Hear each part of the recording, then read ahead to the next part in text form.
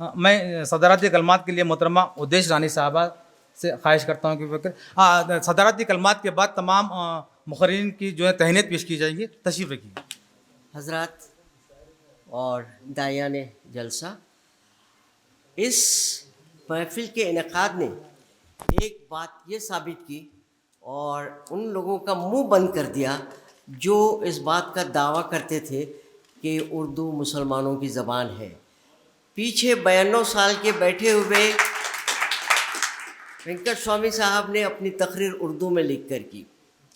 اس سے یہ بات ثابت ہوتی ہے کہ اردو ہندوستانیوں کی زبان ہے، وہ کسی مذہب سے اس کا کوئی تعلق نہیں ہے، لیکن ہر مذہب سے اس کا تعلق ہے. کوئی بھی آپ اردو کا شعر لے لیں گے تو آپ کو لگے گا کہ اس شعر کی تشریح کے لیے ہم کو ایک اور مذہب کا، مثال کے طور پر مرزا غالب فرماتے ہیں کہ ابن مریم ہوا کرے کوئی، میرے دکھ کی دوا کرے کوئی. بغیر عیسیٰ علیہ السلام کے آپ اس شعر کا مطلب نہیں سمجھا سکتے. اور اگر پھر جانثار اختر جو بالکل ترقی پسند شاعر تھے، ان کا ایک شعر ہے، اجڑی اجڑی سے ہر ایک آس لگے، زندگی رام کا بنواس لگے. تو یہ بغیر رامائن کو سمجھائے کہ آپ پورا نہیں ڈال سکتے. یہ بات آج انل کامنینی صاحب کے اس جلسے سے ثابت ہو جاتی ہے کہ ہم اردو والے ایک ہیں، ان کا کوئی مذہب نہیں ہے. اگر مذہب مانتے ہیں تو انسانیت ہے. مجھے چاہیے کہ میں تمام وہ حضرات جنہوں نے صبح سے مقالات پڑھے ہیں ان کے بارے میں کچھ بتاؤں. مجید بیدار صاحب نے کلیاتی خطبہ پڑھا اور اس میں ایک کام کی بات یہ کہی کہ ہم کو اپنے ورثے کی حفاظت کرنی چاہیے. تو ہمارے انل صاحب نے نہ صرف عمارتوں کو ورثہ سمجھا ہے بلکہ کتابوں کو بھی ورثہ سمجھا ہے. اور بغیر کتاب کے، بغیر کسی تاریخ کے، ادب کے، بغیر ادب کی تاریخ کے ہم کسی تاریخ کو مرتب نہیں کر سکتے. آپ جائیں گے پڑھیں گے تو لگے گا کہ یہ بات تاریخ میں غلط لکھی ہے اور ہمارے پاس سچ ہے.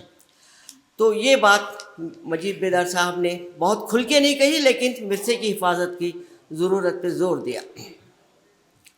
نصیب الدین فرید صاحب نے بھی تاریخ اور تہذیب کے بارے میں بتایا، کیونکہ ہمارا خیال ہے کہ ہم یہ پیغام نہ صرف آج ہی کی نسل میں پھیلائیں بلکہ یہ نسل در نسل جائے.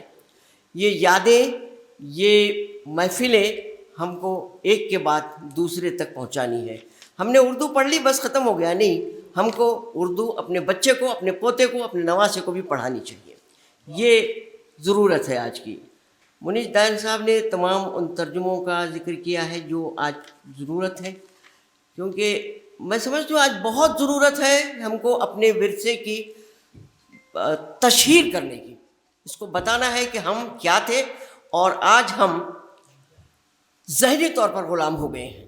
کبھی ہم انگریزوں کے غلام تھے، آج ہم ذہنی طور پر مغرب کے غلام ہو گئے ہیں، جن کی خاص طور پر امریکہ کے، جہاں صرف قیدیوں کو رکھ کر ایک ملک بسایا گیا، ہم ان کی آج غلام بن رہے ہیں. ہر بات ہم کو امریکہ کی اچھی دکھتی ہے، ہم کو اپنا کرتا پائجامہ اچھا نہیں دکھتا، ہم کو جینس اچھے دکھتے ہیں.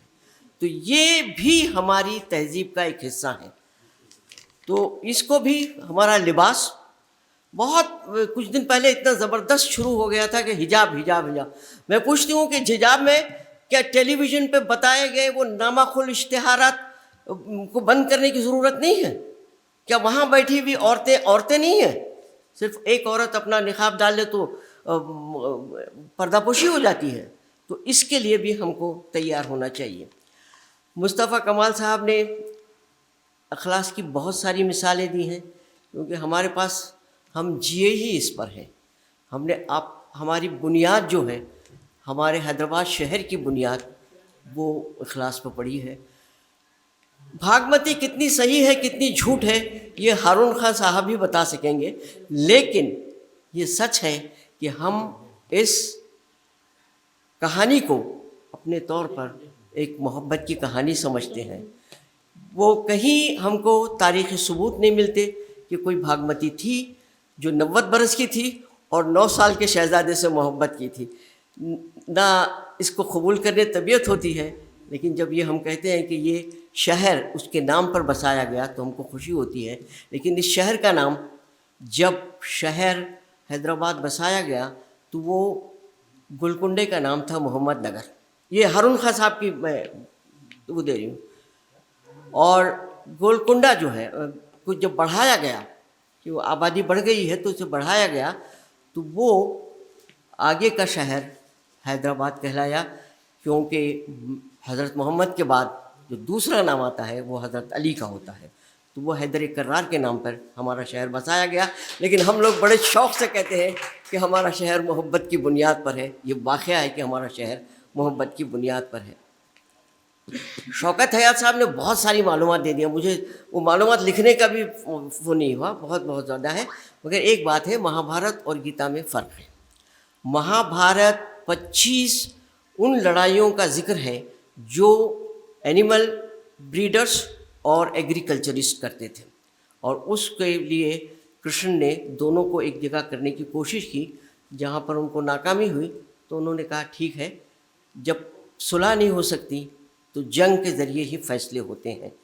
تو یہ, اور اس میں ارجن کہتے ہیں, وہاں بھی دیکھیے آپ ایک محبت ہے, وہاں بھی اخلاص ہے. وہ کہتے ہیں کہ میں شستر کس پہ اٹھاؤں. چکبست کا آپ کو یاد ہوگا, اچھست اٹھا وہ کنتی جن ہے, اچھست اٹھا وہ کنتی جن, میں سنسار میں جینا مرنا کیا ہے کھیل فقط تصویروں کا. یہ چکبست نے جب مہابھارت کا ترجمہ گیتا کا ترجمہ کیا تو اس میں شست اٹھا وہ کنتی جل ہے, کسی مجھے یاد نہیں آ رہا دوسرا مصرع, لیکن سنسار میں جینا مرنا کیا ہے کھیل فقط تصویروں کا. تو یہ گیتا اور مہابھارت اور یہ رامائن کے تعلق سے تو بہت کچھ ہے, لیکن اگر آپ لوگوں نے سنکالیہ صاحب کی کتاب پڑھے گی تو آپ کو لگے گا کہ رامائن بہت بعد میں لکھی گئی اور وہ اودھی میں لکھی گئی. والمیک کا ذکر ہوتا ہے کہ وہ لکھی گئی, لیکن بہت کم کسی نے کہا کہ ہم نے دیکھی ہے اس کے. لیکن مہابھارت کا ذکر ہم کو ملتا ہے تاریخ میں بھی, کیونکہ وہ 2 قبیلوں کی جنگ ہے. ناظم علی صاحب نے تحقیق کے کام پر زور دیا, کیونکہ آج جو ہماری تحقیق ہے وہ بہت جلدی ہم اپنا کام ختم کرنا چاہتے ہیں. اس میں یہی ہو جاتا ہے کہ فن اور شخصیت, اور اس کے بعد صاحب فلاں تاریخ کو پیدا ہوئے, فلاں تاریخ کو مر گئے, بیچ میں اتنی کتابیں لکھی, اور اس میں کوئی تجزیہ نہیں ہوتا ہے. تو اس کی آج ضرورت ہے. جیسے اب راجا راجیشور راؤ اصغر کی کتابوں پر کام بہت کم ہوا ہے, تو اس پر کام کیا جا سکتا ہے. اور کیونکہ بہت ساری ترجمہ ہے, لغت ہے. ایک لغت مجھے راجیشور راؤ صاحب اصغر کی یاد ہے جو میری والد کی لائبریری میں تھی. اس میں انہوں نے 16 زبانوں کے ہیں, تمام 16 زبانیں ہیں, تمل, تیلگو, اردو, اور اس کو سارا انہوں نے فارسی رسم الخط میں لکھا ہے. وہ کتاب بھارت گنوردھک سنستھا میں پتہ نہیں دیمک کھا رہی ہے یا پھر جھنگر اپنا علم حاصل کر رہے ہیں. تو خوی صاحب نے بھی راجا اصغر کے تعلق سے بہت سی معلومات فراہم کی جو بہت لوگوں کو کم معلوم تھی. اور معین جائز صاحب نے ان کی شاعری کا جامع جائزہ لیا. عثمان عبد الغنی صاحب چونکہ فارسی, اردو اور سنسکرت, پھر اب سنا ہندی میں بھی PhD کر رہے ہیں, تو ان کے ظاہر ہے اتنی زبانیں جانتے ہیں. تو ان کا, کیونکہ میں نے صرف 2 ہی آدمی کو دیکھ رہی ہوں کہ سنسکرت اور اردو میں راہی معصوم رضا صاحب تھے جنہوں نے مہابھارت کو ٹیلی ویژن کیا تھا, ٹیلی ویژن پہ دیا تھا. وہ سنسکرت بھی جانتے تھے اور اردو بھی جانتے تھے. ہاں, تو اب ناظم منور صاحب نے انل صاحب کے لیے اتنا کہا کہ انہوں نے جو کام کیا ہے وہ بہت اچھا ہے. لیکن ایک بات میں عرض کروں آپ لوگوں سے, انل صاحب نے شمع پکڑی ہے, ہم کو اسے ہواؤں سے بچانا ہے. تو ہم کو ساتھ دینا ہے. اور چونکہ ہمارے پاس ایک وہ ہے روایت ہے, ہم مخدوم کو بھول نہیں سکتے کہیں بھی. انہوں نے لکھا ہے کہ ہمدمو ہاتھ میں ہاتھ دو, سوئے منزل چلو, منزلیں دار کی, منزلیں دلدار کی.